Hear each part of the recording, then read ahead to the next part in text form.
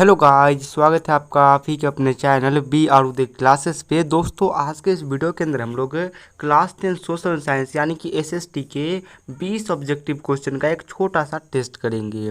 Test के अंदर challenge ये है कि जो 20 ऑब्जेक्टिव क्वेश्चन पूछा जाएगा, इस 20 ऑब्जेक्टिव क्वेश्चन में से आपको 18 ऑब्जेक्टिव क्वेश्चन का सही आंसर देना है। अगर आप 18 से अधिक के भी आंसर दोगे तो भी काफ़ी अच्छी तैयारी है, लेकिन अगर आपका आंसर 18 से नीचे रहा तो आपकी जो तैयारी है वो थोड़ा सा कमज़ोर है, आप लोग उस पर थोड़ा सा ज़्यादा ध्यान दीजिए।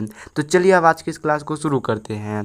पहला नंबर आप लोग देख लीजिए, क्वेश्चन क्या कह रहा है। तो क्वेश्चन ये कह रहा है कि निम्न में से कौन मित्र राष्ट्र नहीं है।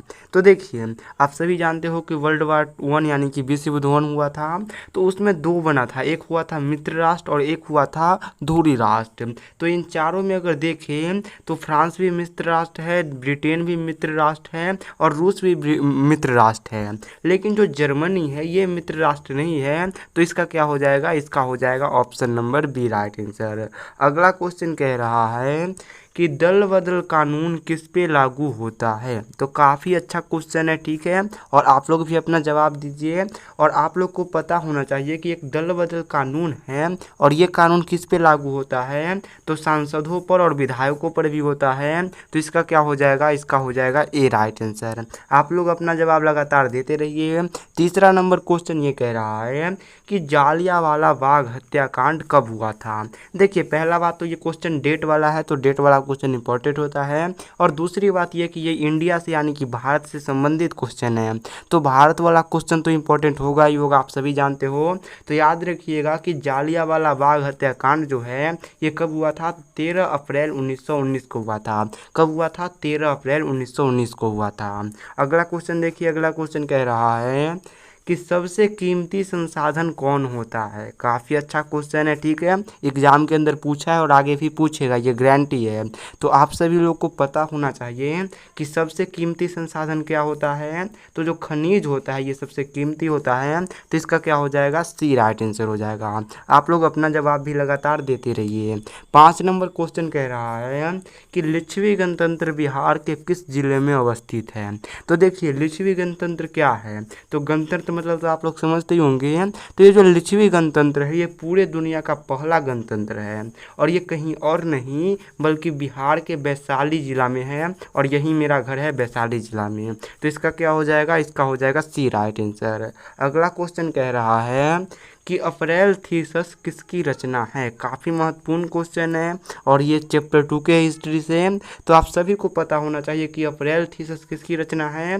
तो ये किसी और की नहीं, लेनिन की रचना है। और लेनिन कौन था बाबू, तो ये रूस का बहुत मतलब अच्छा सा आप लोग बोल सकते हो कि बोल्शेविक क्रांति करने वाला था। और इसकी मृत्यु कब हुई थी, तो इसकी मृत्यु आप लोग याद रखिएगा 1924 में हुई थी। अगला क्वेश्चन पूछ रहा है कि निम्नलिखित में से किसे लोकतंत्र का प्राण माना जाता है। तो आप सभी जानते हो कि लोकतंत्र क्या होता है, तो अपना भारत में भी लोकतंत्र ही चल रहा है। और लोकतंत्र का हम लोग प्राण किसे मानते हैं, तो जो राजनीतिक दल यानी कि पॉलिटिकल पार्टी होती है उसे हम लोग क्या कहते हैं बाबू, तो लोकतंत्र का प्राण कहते हैं। जैसे कि कौन आ जाएगा राजनीतिक दल, तो बीजेपी हो जाएगा, आरजेडी हो जाएगा, जदयू हो जाएगा, कांग्रेस हो जाएगा, है ना। ये सब क्या है, राजनीतिक दल है और इसी को हम लोग लोकतंत्र का प्राण कहते हैं। अगला क्वेश्चन ये है कि कौन सी सेवा गैर सरकारी है। गैर सरकारी का मतलब कौन ऐसा सेवा है जो सरकार नहीं देता है, वो हम लोग प्राइवेट से लेते हैं। तो आप लोग देखिए कि सैन्य सेवा तो सरकार ही देता है, मतलब सेना वाला। वित्त सेवा भी सरकार देता है, लेकिन जो मॉल सेवा है ये सरकार नहीं देता है, मॉल सरकार का नहीं होता है ना। आप सभी जानते हो कि मॉल सरकारी नहीं होता है। बाकी रेल तो अब सरकारी भी होता है, प्राइवेट भी होता है, सरकार बेच रही है उसको, है ना। तो आप लोग जानते ही हो इसको। अगला क्वेश्चन है कि प्रत्यक्ष कर के रूप में निम्न में से किसे शामिल किया गया है। देखिए, प्रत्यक्ष कर मतलब डायरेक्ट टैक्स, ठीक है। डायरेक्ट टैक्स किसे कहते हैं, तो जो आय कर है यानी कि इनकम टैक्स है, आप लोग जानते हो इनकम टैक्स, तो उसको हम लोग प्रत्यक्ष कर कहते हैं, आय कर जो होता है उसको। तो इसका क्या हो जाएगा, इसका हो जाएगा ए राइट आंसर। अगला क्वेश्चन 10 नंबर आपका ये कह रहा है कि हो ची मिन्ह का शाब्दिक अर्थ क्या है। तो देखिए, ये जो शब्द है हो ची मिन्ह, ये एक आदमी का नाम था, बहुत महान व्यक्ति थे। और ये पूछ रहा है कि इस शब्द का क्या अर्थ होता है। तो याद रखिएगा कि ये जो शब्द है इसका अर्थ क्या होता है, तो इसका अर्थ होता है पथ प्रदर्शक यानी कि रास्ता दिखाने वाला।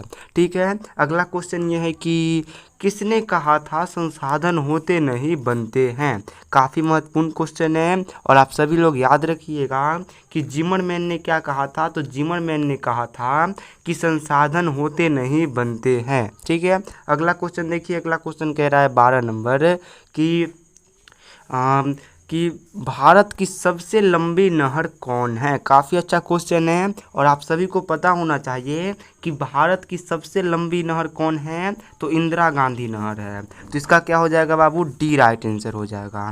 अगला क्वेश्चन कह रहा है कि ग्राम कचहरी का प्रधान कौन होता है। तो ग्राम कचहरी अगर आपके गांव में होगा तो आपको पता होगा कि ग्राम कचहरी का प्रधान सरपंच होते हैं। तो इसका क्या हो जाएगा बाबू, इसका हो जाएगा बी राइट आंसर।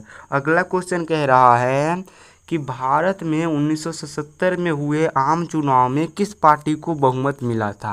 तो देखिए भारत में 1977 में क्या हुआ था, आम चुनाव हुआ था और आम चुनाव में क्या हुआ, तो जो जनता पार्टी थी उसको पूरा तरीका से बहुमत मिला यानी कि उसको जीत मिला और कांग्रेस पार्टी हार गई थी।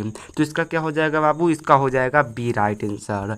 अगला क्वेश्चन कह रहा है कि विश्व व्यापार संगठन की स्थापना क्या हुई थी। विश्व व्यापार संगठन को क्या कहते हैं, तो वर्ल्ड ट्रेड ऑर्गेनाइजेशन कहते हैं। इसको शॉर्ट में WTO भी कहा जाता है और ये बहुत ही इंपॉर्टेंट क्वेश्चन है, आप सभी लोग याद रखिएगा कि विश्व व्यापार संगठन की स्थापना कब हुई थी, तो 1995 में हुई थी।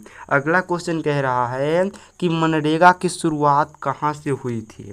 तो याद रखिएगा आपकी जो मनरेगा है इसकी शुरुआत कहाँ से हुई थी, तो आंध्र प्रदेश से हुई थी और इसको किसने शुरू किया था, तो कांग्रेस के सरकार ने किया था। इसके अंदर क्या होता है, तो जो मनरेगा है ये गांव के जो मजदूर होते हैं उसको पूरे साल में 100 दिन काम करने की गारंटी लेता है। मतलब कांग्रेस ने बहुत अच्छा काम करा था तब के समय में। अगला क्वेश्चन कह रहा है कि अप्रैल थीसिस किसकी रचना है। तो बहुत ही अच्छा क्वेश्चन और ये रिपीट हो गया है क्वेश्चन जहाँ तक मुझे लगता है, पहले भी आपने करा था कि अप्रैल थीसिस किसकी रचना है, तो ये लेनिन की रचना है। तो ये रिपीट हो गया, इसको आप लोग छोड़ दीजिएगा। अगला क्वेश्चन कह रहा है कि रिजर्व बैंक की स्थापना कब हुई थी, भारतीय रिजर्व बैंक। तो भारतीय रिजर्व बैंक को हम लोग क्या कहते हैं, तो उसे हम लोग RBI कहते हैं ना। और RBI क्या करता है, भारत में मुद्रा जारी करता है और इसकी स्थापना 1935 में हुई थी। अगला क्वेश्चन ये है कि the history of the Laos of Vietnam किन की रचना है।